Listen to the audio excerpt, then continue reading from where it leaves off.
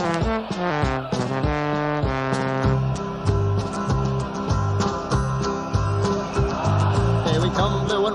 we're looking good, you'll be in for a fight, and we fight pretty good. Getting goals is our job, and we get goals good. Looking good, we are Carlisle United. Carlisle United, the team that's on the ball. Carlisle United, the team for one and all. You're looking good, and we're with you all the way. You'll hear us singing every time you play.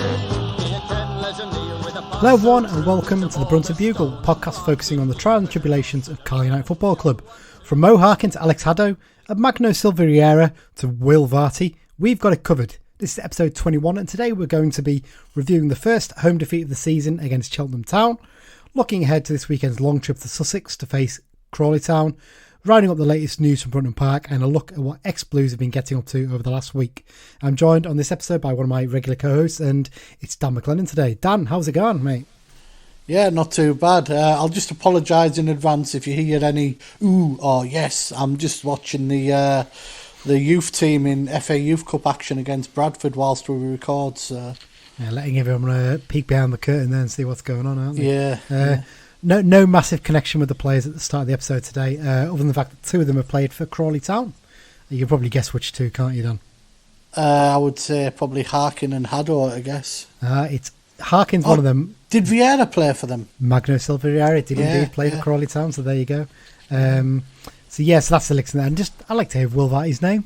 It's nice to hear it, you don't hear it often. It's one of those rare things, we've had two players called Will Varty play for the club. I didn't know that, actually. One was in the 1930s, so going back a bit there, but there you go. And that's enough for the general crackdown today. Let's get started on the episode. So first up, Internationals roundup in the news section. So both Dean Furman and Josh Coyote are now returned from their international duty and can both be pleased with their work, I think it's fair to say, Dan, for their respective national sides. Furman picked up his 57th and 58th caps for South Africa as they recorded back-to-back wins over Sao Tome and Principe in the AFCON qualifying matches. Furman was actually involved in one of the goals in the second fixture, wasn't he? Yeah, I think it was him and Zungu, who's recently signed for Rangers, combined and set another lad on his way. And two good 90 minutes for Dean Furman. I think that's the one useful thing with him going away, because he's been a bit in and out the team. He's had a couple of niggles, and to have two full 90-minute games, proper competitive football, that can only be of a benefit for us. Yeah, it's a strange one, isn't it? Normally you'd be a bit disappointed a player to go to international duty. Actually, in our case, he wasn't really getting into the team at the moment, but now he's going to come back fresh, and if any player does get injured or he's struggling to get in, he can drop straight into the team and hopefully be all right, really. Because that game against Hayes and Yedding in the Cup, I wouldn't say he looked off the pace, but he didn't look quite like he had the match sharpness yet, did he? No, the sharpness wasn't there, was it? I think that would be the fairest. Yeah. But he's only been coming off the bench for 10-15 minutes, hasn't he? So. Yeah, and it's interesting that those South African fans who were piping up about us being a farmers' league and stuff like that gone very quiet. By all accounts, some of them were saying actually one of their better players in the game. So the South African fans who comment on social media are absolutely bonkers. Nuts, aren't they? If you don't believe me, next time Furman's mentioned on the official Facebook page, have a look at the comments. And also Zungu, who's at Rangers, some of the comments that have been when he's been featured, they're absolutely bananas, but never mind. There you go. Yep. Moving on. Coyote picked up his first caps for the Republic of Ireland under 21s during the break. I think he'd played at a lower level, hadn't he, before, like under 19s or something, but this is the first time he's played for the under 21s. And he was actually involved in goals in both of the fixtures. So the first game saw the Irish suffer a 2-1 defeat to Iceland. I think it was a very late strike, wasn't it? Yeah, I think it was about 89th minute or something, yeah. And Coyote was involved in Ireland's goal, though. He hit a shot, but it looked like it was going miles wide, didn't it? And it came off. Some of the live score sites credited him and others then changed it to an own goal. But basically, when the cross came in, JJ's sort of swung at it, hit it, and it's taken a big deflection. It looks like, doesn't it? I mean, he'll no doubt want to claim it, but I don't think it's been given to him in the end. But... Yeah, I don't think it was his. But he didn't have to wait too long, did he? So the next game up against Luxembourg, which Ireland won 2-1, he grabbed the opening goal in that game, didn't he? I've seen the goal now. He put it up on his Instagram stories thing. It's a really smart header. Yeah, You think good news for us. Yeah, I just literally watched it about 10 minutes before we started recording, and a nice little bit of play, and Lado on the left gets a cross in, and he just rises nicely and buries it lovely, doesn't he? Really nice goal. Really hope that gives him a bit of confidence, because he's obviously not scored, I don't think, since the Southend game now, has he? I don't think. And hopefully just give him a little bit of a lift and a little bit more belief, because I think he's been playing quite well, to be fair. He's been shifted out wide, yes, but maybe that might just give him that bit more confidence when he's through on goal next time. Hopefully. Yeah. But good news for him. That's probably the last time the pair of them will be called up now till March, I think, the next games. Yeah, possibly. I think there's a heavy schedule. Certainly European. Oh, goal! Carlisle United have just taken the lead in the Youth Cup. There you go. Who scored it? I can't. Looks like number 9. That'll be Fishburne, I think. Yeah. We'll have a few comments on him in a minute, actually. We'll yeah, Sam Fishburne, it looked like. Yeah. He's the one getting all the congratulations anyway. Excellent stuff. That's covered the international call-ups. Next up, the EFL have changed the rule about subs, haven't they? So there's been a bit of an ongoing debate, hasn't it, about whether the Premier League should go back to doing 5 subs. But the EFL have struck early, haven't they? They've got ahead of them, and they've changed it. So I think it's from 12 noon tomorrow, that's Friday when you're probably going to be listening to this. The rules now changed to Championship, League 1 and League 2 clubs will be able to make 5 subs per game. Championship have also had the number of subs they're allowed to name extended to 9, I think it is. But in League 1 and League 2, it's staying at 7. There's no sort of clear indication yet, I think, as to whether it has to be done in 3 tranches like the Premier League did. But it's an interesting change, isn't it, Dan? We're sort of mixed about this, aren't we, in our opinions? I've got to admit, I'm strongly against this because originally it's a Premier League led thing, and I could understand them doing it when they brought the Premier League back in the initial lockdown period, because there was a lot of football played very quickly. And to be fair, there was at the start of this season, but we're sort of settled now, and these Premier League teams, just the size of their squads, they can mix it up. They're talking nonsense if they say they can't. At our level, Championship clubs in the main are similar to the Premier League in terms of squad size. Yeah. So they'll be happy enough and they can afford it.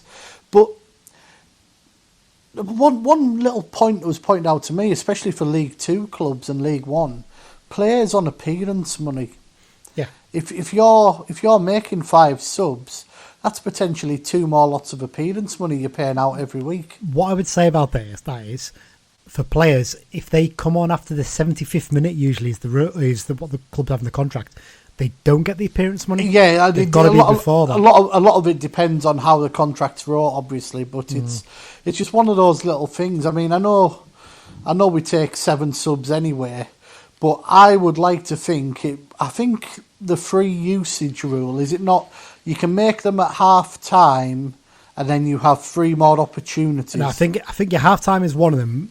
It doesn't count as one of the opportunities. Yeah. But the subs have to be made in 3 things. So you could not make 1 sub, then another. You can't make 5 different substitutions. They've got to be in those tranches. So if you miss the half time one, then you've only got 3 opportunities to make subs. Yeah. So you'll have to make 2 double subs at the very least. Yeah. In that period. It's an interesting one. I'm not 100% against it. I think, to be honest, if they were going to do it, they should have brought it in at the start of the season. Yeah, I'm definitely not a fan of. We're well into the season now. You don't just change rules through the season, especially ones that are so important. I mean, what they're going to do next? Decide that, if you get a penalty, you get 2 goals at it. Let's just make a rule up for the sake of it. Yeah, it's one of those ones where I can see the benefits to us, though. I've heard some people sort of say, well, because my theory is we're quite a high-pressing, high-energy side at the moment, aren't we? We run a lot, and players are going to start to get tired soon. Well, we're going to be able to make more subs now and keep those players a lot fresher. People like you, John Millish. I mean, that figure that Chris Breach threw out about him covering, was it 17 kilometres? That's ridiculous. In the game against Haiti? And that's incredible. The fact that he scored 2 goals late on as well, despite that, it's just amazing. But things like that, when you got to keep the players fresh. Now, on the flip side, other teams are going to be able to keep their team fresh when they're facing up against us doing that. But I think the benefit still goes very much in our favour. And also, I think I look at a situation we've got with someone like Josh Dixon and even Taylor Charters. We've now got a chance to give them more time and minutes. Yeah. But a lot of it depends on how the game's going, doesn't it? And it's also whether the manager's keen to throw the players on or not. Yeah. Beach has shown in a few games he's only made one sub. He's not necessarily keen to bring players on just for the sake of throwing fresh legs on. So it might not make that much of a difference to start with us. Yeah. But we are coming up to another busier period, so you might find in some of those games we are making the changes. Moving on to the next bit then, Dan. Fixture changes, just a couple here. So our FA Cup game against Doncaster is now going to be played on Sunday. So that's Sunday I'm going to get this right here, 29th? 29th, yeah. 29th of November. Half 1 kick-off. Once again, we are going to be on the BBC iPlayer now. I'm hoping, because it's at Brunton Park, that with the facilities being a bit better there, this shouldn't be a major issue in terms of it cutting out. We suspect it had something to do with Hayes' setup and probably not having super fast broadband and things like that to help the TV truck and things like that. So hopefully that should be good, but it's more money into the club's coffers as well, so that's good news. Also means we get to watch the game for free, which is great. But as a result of that, we had a midweek game against Salford City, didn't we? Yeah, which is now being moved from the Tuesday to the Wednesday, which it's no major hassle. One thing I have noticed is, this is one I mentioned to you, I forgot to send you for the notes for the running order. A lot of these midweek games are kicking off at 7 o'clock now because obviously there's no fans to consider. Yeah. Would a 7 o'clock kickoff work when fans are back?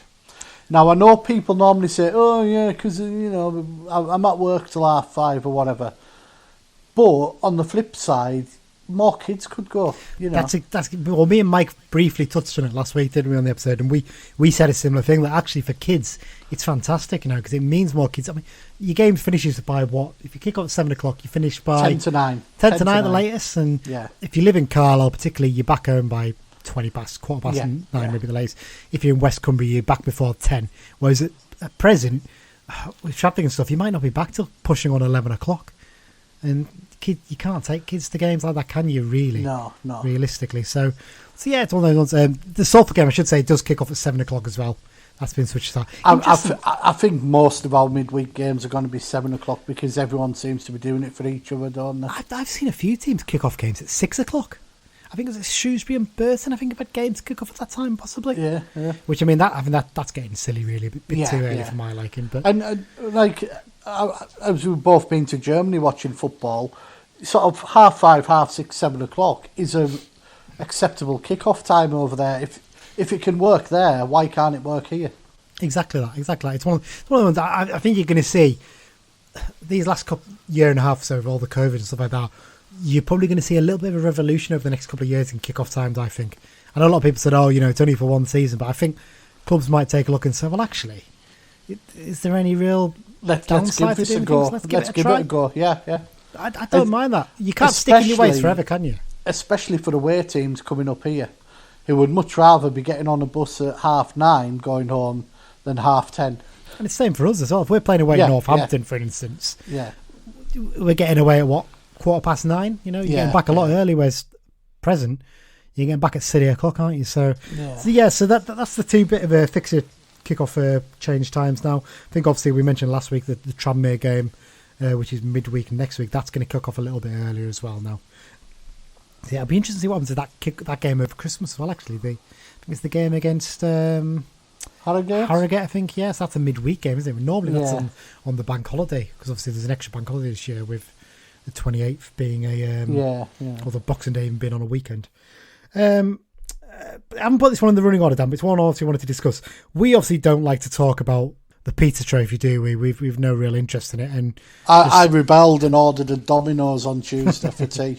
Good lad. Well, we are going to briefly touch on something to do with the game against Villa under-23s or under-21s, whatever you want to call them, in midweek, because there was some really good news to come out of this game, wasn't there, Dan? And that's Josh Dixon finally made his debut for us. I mean, what that lad has been for over the last couple of years, to then come through and make his debut and play a lot longer than he expected in this game, to be fair. Yeah, he's a real testament to his character. And picking up the man of the match as well, by all accounts. Not a sympathy man of the match either. It was really justified. Didn't see the game myself, but from what people I spoke to who have watched it, they said he played really well in that game. Yeah, no, that was obviously the one that won the game. It's another 10 grand, but no, Josh Dixon returning, and also Taylor Charter's getting a decent run out. I think he played the full 90, that's didn't he? Very true, yeah. And young Lewis Bell came on as a sub as well, didn't he? Bell coming on, and then the 3 young lads on the bench as well, which was, I think it was in Kilsby, Barnett and Fishburn. Interesting that Beach picked up Fishburn with some comments, didn't he, saying he was really quite interested in the lad and how he was developing, because he's not, I think he came in quite late to our academy, possibly. I'm not 100% on that one, but apparently he's quite, when I've seen him play for the youth team, you'll have been watching it right now, obviously, he's a big strong lad, isn't he? He's not small, and he's got a bit of sort of Beck Medine mole about him, and any lad who's that size at that age and can score goals, he's going to give himself a half decent chance of succeeding, aren't they? Yeah, and just as you spoke there, he's running to cover the near post on a Bradford corner. Well, that's a big advantage as well. You're useful in that sense too. But yeah, brilliant that Josh got his start. His appearance, first one. Good that Gavin Reilly got a goal as well. Actually, give him a good confidence boost. Hopefully, good finish as well. When you watch it as well, it's one of those ones you think to yourself, like, oh, keep going. But actually, he took the shot early and caught the keeper out. So fair play to the lad. So I think that's the new section covered there, Dan. So let's move on to the match review and look back at the Cheltenham game. So obviously that finished Crawley United 1, Cheltenham 2. Not the greatest performance in the world, really. Not the worst either. Just a bit of a drab one, really, wasn't it? It leaves us in 6th place in League 2 after 11 games with 20 points and a +2 goal difference. Currently 5 points behind first place Newport County, who've played a game less, because I think they missed the international games, didn't they? Because they had a few call-ups, as usual. The Welsh under-21s. And actually, Josh Sheehan played for the senior side, didn't he, I think, in one of those games over the break. So fair play to him. And we're 2 points behind now 3rd place Cheltenham Town, who leapfrogged us. As I said, not a classic performance, really. Bit sluggish at times, and maybe missed the presence of Coyote and Toure for the first time in a while. I'd give credit to Cheltenham. I think they're not the prettiest side to watch, which is very stereotypical for Cheltenham, isn't it, since they're coming in the league. But they're extremely well-drilled side and frustrated us for long periods as well, didn't they? Robust is a word I would use for Cheltenham. Agricultural at times. Yeah, they know what they're about and what they do, and it isn't the prettiest, but it's pretty effective for them. I mean, they've got a long throw weapon as well. Tozer's long throw that even eclipses Coyotes, doesn't it? It's something else, that really. It was like a missile coming into the box at times. Yeah. It's one of those games. You look at the stats here, Dan. In some of the previous games, we've been getting up to 20 shots in a game. We only managed 9 in this one. And only 3 on target, wasn't it? Yep, so exactly, just shows you how good Cheltenham were, really, at nullifying our threat. And I think they looked pretty comfortable in the second half, and most of it, didn't they, really? And you've got to give them a bit of credit for that. And they're going to be up there at the end of the season, aren't they? Just because they're so well drilled as much as anything. And, main talking points... Not a massive amount I could pick out here, really, but first thing that stood out to me is the fact that our set-piece threat was a bit nullified. We've been so strong on set-pieces lately, but it's probably the first time. I know we've been sort of, not dismissive of it, but say we maybe need to look for something else, but we did miss Coyote's long throw in this game, didn't we? Yeah, I'm hoping it was just sort of, we'd went off the boil 5 out of 10 performance, and we'll get back to it this week. Let's be honest, we've been due a bit of a stinker, haven't we? Oh, of course, yeah. We've been saying for a while that, at some point we're going to be absolutely battered him.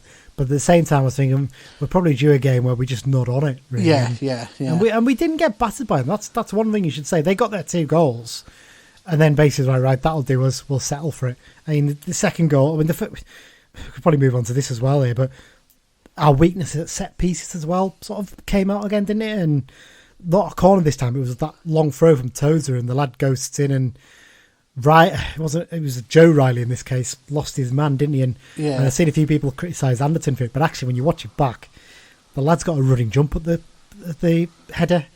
Anderton it's coming right at Anderton, so it's difficult for him.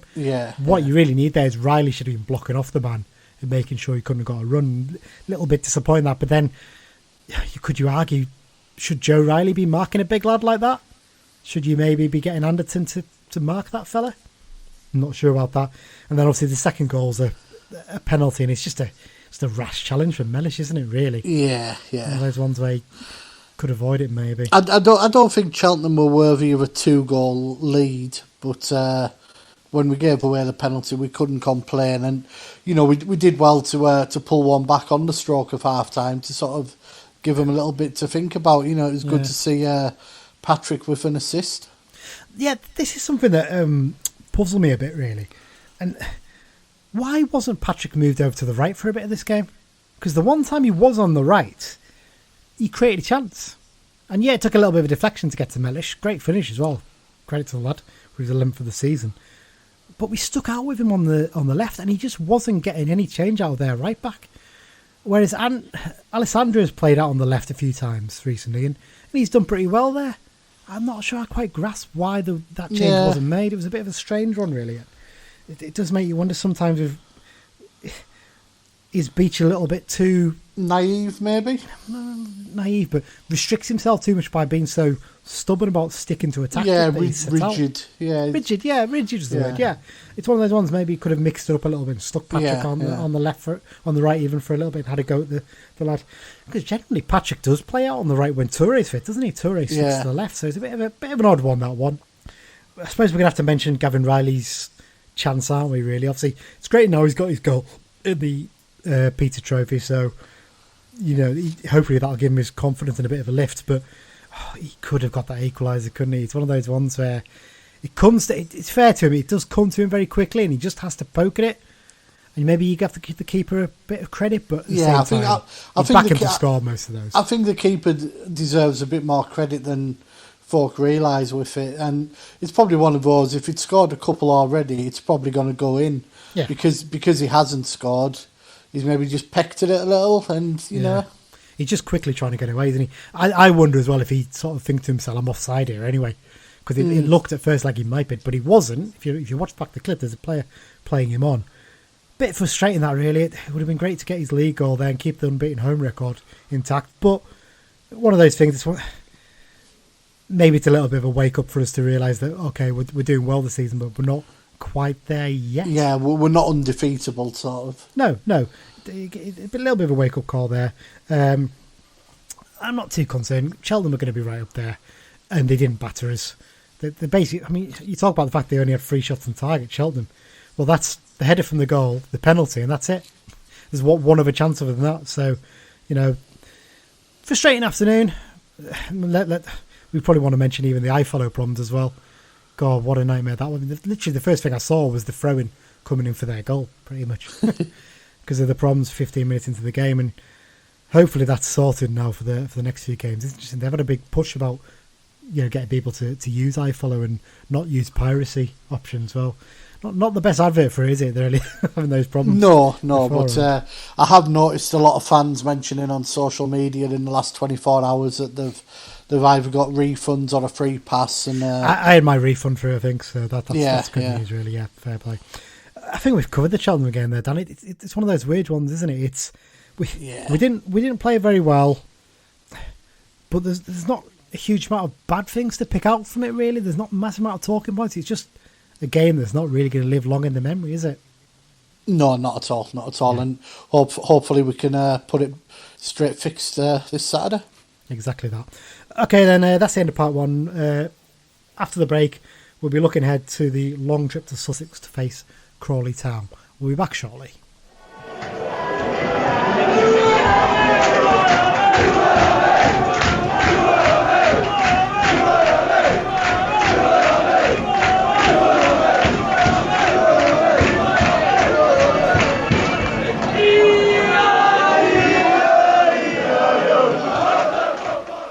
Welcome back, everyone. We're into part 2 now. We're going to be looking ahead to what should be a tough tie, I think, against the much improved Crawley Town side this weekend. I think this is, by mileage, if you follow AA Routemaster or Google Maps, whatever, our longest trip of the season. It's slightly longer than Exeter, just because you have to go the long way around London to get there, don't you? Yeah, it's one of those little, I think the M25 just sort of pushes it to make it the Yeah. Oh, Bradford have just equalised. Timing that, isn't it? Yeah. Seemed to be a header from about 12 yards out, and it just sneaked in the corner. Rotten knock. Never mind. Oh well. Okay, well, let's go on to the interesting facts then.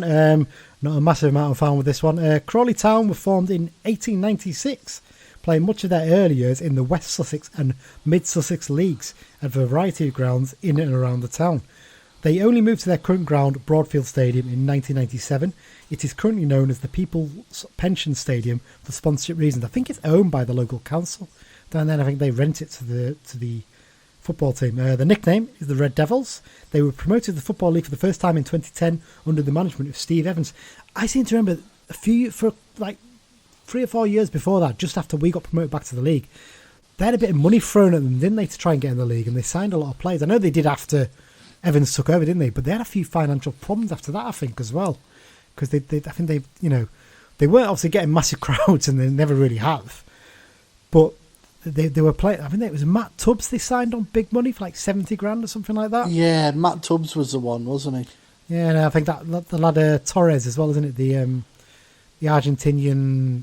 Oh, is it Sergio Torres who was called? Something like that? Yes, yeah. Yeah, I think he went to Wickham and a few other clubs, or Peterborough maybe. Yeah. I remember him being a player that everyone got excited about because he had a fancy foreign name at the time. So yeah, they were promoted to the Football League for the first time in 2010 under Steve Evans. They've also had a couple of other big name managers, haven't they, with Sean O'Driscoll and John Gregory having spells in charge. Here's a better one for you, Dan. Crawley is also home to the World Marble Championships. Well, it's got to be useful for summer because it's one of the most depressing towns I've ever been to. Oh, do we want to talk about our trip there? No. I mean, other than the fact that we saw what we think is the world's biggest Greggs, it was enormous. Yeah. We went down there the season we last got relegated down from League One. One of the most... We went there with hope, didn't we? That, we get a winner, we go that last game of Wolves, and all we might need is a draw or a win, and the Wolves are already promoted. Yeah. And it was just the most dour 0-0 you'll ever imagine, wasn't it? It was. Yeah. I think we all got him for free, though. That was one positive. I think there was some comps flying around, wasn't there? Yeah, it was a rearranged game. It had been called off, hadn't it? And there just seemed to be fistful of free tickets everywhere you turned. I think I've still got about 6 of them somewhere in a box. But yeah, I remember I had a mad... I think I've told this story before, but I had a mad dash back to Liverpool. I think I'd only been in my job about 2 months then. And I went down for this game. I think I took a half day to go down on the train for the game. And then after the game, I got the National Express back from London Victoria to Liverpool. Got back about 6:30 in the morning, went home, had a shower, got changed, went to work, finished early, went home and slept for about 12 hours after that. Just one of the things we do for Crawley United Day. Celebrity fans include BBC TV presenter Dan Walker. And I couldn't find any of them. You might have found some on your searches, Dan, but it's the only one I've managed to find. No, Dan Walker was the only one I noticed. Yeah, oh well. Head to head, we've got a pretty good record against Crawley, haven't we? Really, we've played them on 16 occasions. We've won 8, drawn 6, and only lost 2. I think one of the last. Let me check when the last time we lost to them, because it's a long time ago, if I remember rightly. I'm trying to dig out the head-to-heads here. I had them open before. Actually, my head-to-heads only have us losing once against them. And that was the first time we played them. It's a strange one. Or we lost against them in the conference, possibly. I think that's when it will be. The head-to-heads I've got here doesn't have the conference ones. So last time we lost against them was in September 2012. And we haven't actually lost against them since then. And just going back to people from Crawley, Daley Thompson trained in the town. Not saying he ever went to watch the football team. Yeah. And probably the most famous exports from Crawley are the band The Cure. Oh, I didn't realise they're from Crawley. Yeah. There you go. Them and Chico, who was on X Factor or something. I can't imagine Robert Smith and Chico being down Broadfield Stadium for a match. No, not really. But you never know. You never know. You never know. Yeah, indeed that. So the last time we lost against them was indeed, let me work this out in my head very quickly, 14 games ago. So pretty impressive record, really, that, isn't it, against Crawley? I remember there was a dramatic game against them a few years ago, wasn't there? One where we had 2 players sent off, maybe? Tom Park sent off in that one? I can't remember the details, but I remember that being quite a an exciting one. I think Anthony Gerrard was playing for us back then, possibly. Not 100% sure. So there you go. Last time we actually played them, though, was last season.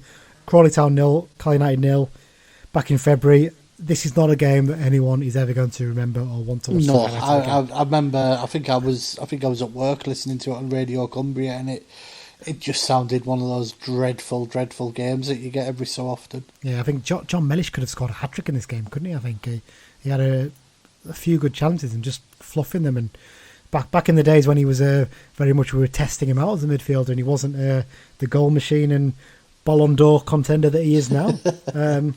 Yeah, anyway, so looking back to this season now, so the Red Devils currently find themselves 9th in League 2 with a record of played 12, won 5, drawn 3, lost 4, with 18 goals for and 13 goals against, plus 5 goal difference. The form of the last 6 games is identical to ours. So they've won 2, drawn 2, and lost 2. Last time out, they drew 1-1 against Harrogate Town in the league. I think it was an 85th minute equaliser for Harrogate, so a bit of a disappointing one for Crawley, that. In the FA Cup first round, they were involved in an absolutely bonkers game, weren't they? This game was crazy, and what made it, apart from the fact it finished 6-5, which is just abnormal anyway, Cali United are now 2-1 up. Get in, good news. Looked like a bit of a mistake from the Bradford keeper, and been put away.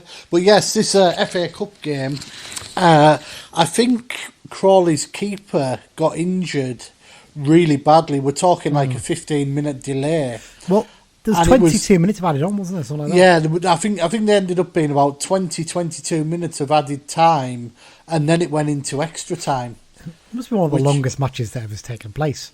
Yeah, yeah. Absolutely crazy. But 6-5 win. I'm just bringing it up here. There were 2-0 down, got back to 2-2 in 90 plus 14.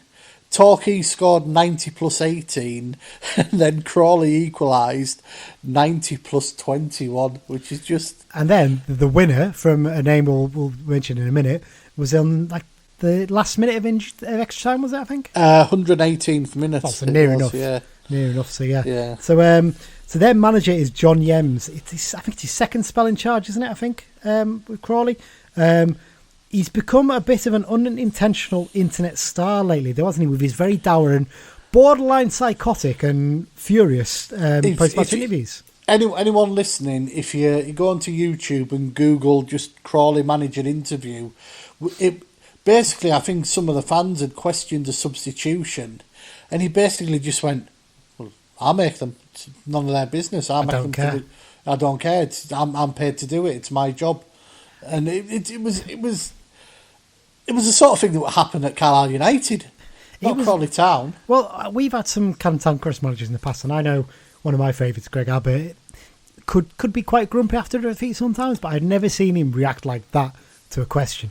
It was baffling, wasn't it? I think he might have got a bit of a rollicking for it until, like, come on. Because I think he'd done it a couple of times, and then he did that one in particular. I think yeah. Then they were played Exeter, I think it was, and he was just so bad. It was like, I think they just said to him, come on, give yourself a shake and start acting like a grown-up here. But, I mean, if he doesn't want to do the interviews, get your assistant to do it. That's what baffles me. It's just weird. You want to be a football manager, you've got to deal with the media as well. It's definitely worth looking out on YouTube, because it is funny. It is. Fair play, he's doing an all right job there, though, isn't he? I think, because they had was it an Italian fella in last season? Quite a tall, handsome chap, wasn't he? Crawley have actually got a Turkish businessman bought them about 3 or 4 years ago, and he gave it the usual, we want to be in the Championship in 8 or 10 years, and to be honest, they've gone through a lot of managers, a lot of players, and they've not really moved position, have they? No, not at all. Trod water. No, when you look at the squad now, there's a decent sort of smattering of good experienced players and some quite exciting but raw young talent in there as well, isn't there? I mean, the ones you pick out straight away, Tony Craig, who's been around the block, hasn't he? I think he was at Millwall for years, wasn't he? He's 35 now, but he knows it. You've got 2 experienced keepers in Glenn Morris and Stuart Nelson as well. I'm just looking down through the squad list here too.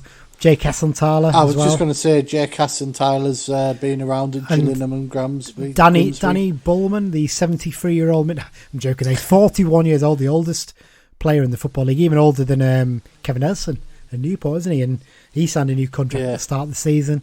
I mean, Reece Grego Cox has been around a bit as well, and George Frankham, both players in the league. Gregor Cox was at QPR, and I think he was an Irish youth international. I actually know someone who's related to him down the line. Wow.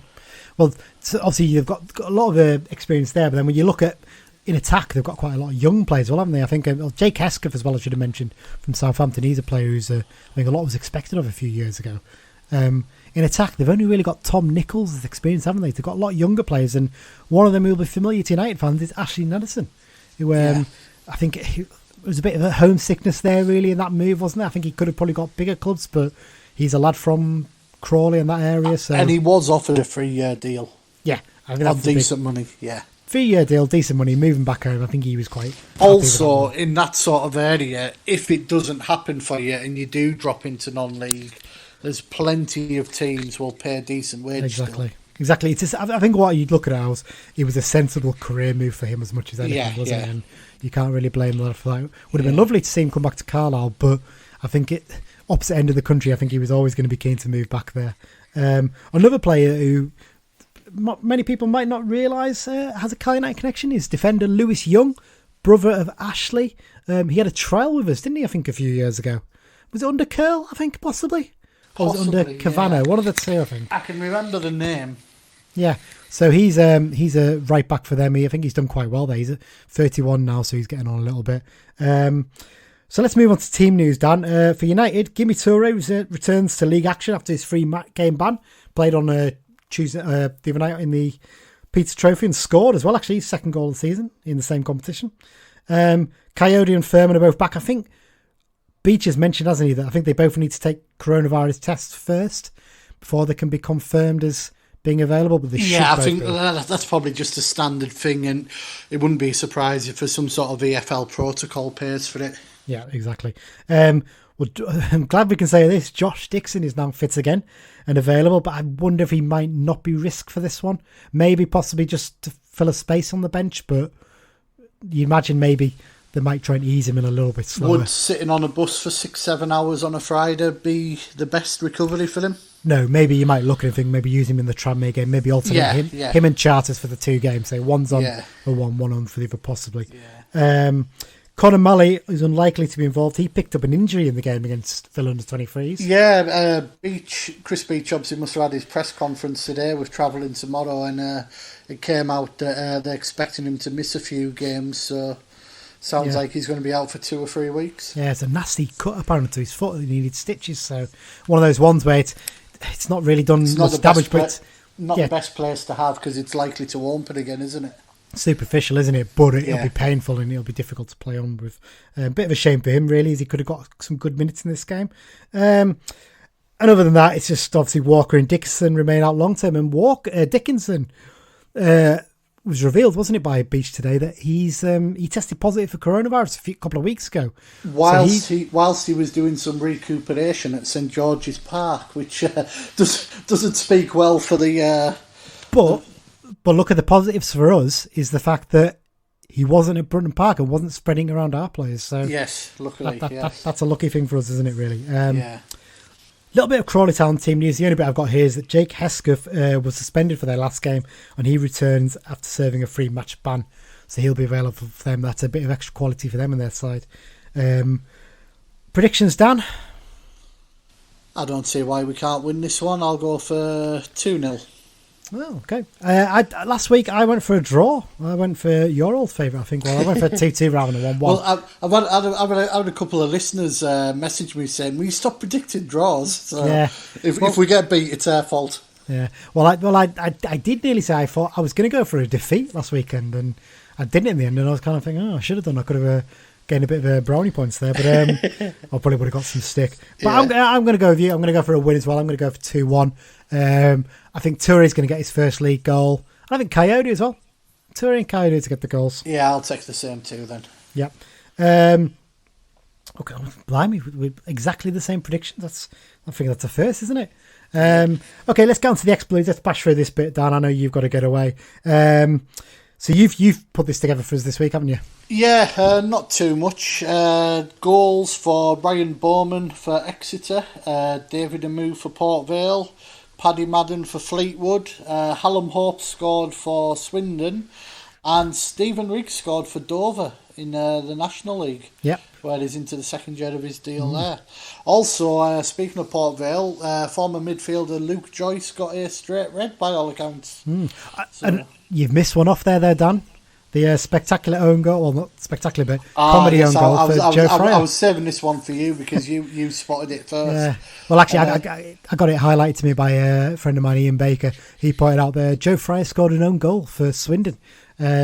Passed back to him and he just completely missed it, didn't he? And stuffed it into his own net. Bit of a shame for him, but it's good to see him back playing though. It's nice to see him back in action. So, and the only other bit of news is I think Dean Henderson's being linked with a loan move in January, isn't he, to try and earn a place as England's first choice keeper for the Euros. I'd say his chances are probably limited for that, but it looks like he might be going out on loan in January, possibly on an 18-month loan. I think was suggested for him. Be interesting to see what happens there. Yeah, it'll be very interesting to see if he gets a move there. And that's it, I think, for this episode, Dan. Thanks once again for joining me. Really do appreciate it. I think we're going to get the Kits one recorded next week, aren't we? That's the hope of the specials. Yeah. I've pretty much done it now, so we'll do that. And we've got a couple of history ones bubbling. I've got some ideas I'm really excited about to do a few of those. So if you've got any comments or feedback, something you'd like to suggest we discuss, send them into the usual places. So that's obviously Brunton Bugle on Twitter or bruntonbugle@gmail.com via email. If you haven't already, please do subscribe. It's the best way to get the podcast because it gets sent straight to you, whatever app you use. So it's Acast, Spotify, Google Podcasts, Apple Podcasts, any of them, sign up to them and you'll get it every time we release them. And also, if you can give us a review, 5-star reviews would be brilliant if you could. Really do appreciate that, and more people will hear about it. I can quickly round up the World Cup of, or the world map of listeners for you, Dan. We've got a good one this week, haven't we? The Jeddah Blues have checked in. Saudi Arabia. That's the new one. It's the only new one. We haven't got any other new ones, but we're sort of guessing that it could be a oil worker or similar, maybe construction or something. Oh, maybe it's our next owner in waiting. Hey, you never know. Maybe that takeover at Derby County will fall through. Oil mad sheik has stumbled upon the podcast and thought these two lads sound good crack. Let's buy their club. Well, I'd imagine it. More likely to put him off. If anything. But there you go. Yeah. Dan, thanks for joining me. Really do appreciate it. Thanks everyone for listening, and hopefully 3 points a weekend. Up the Blues. Up the Blues.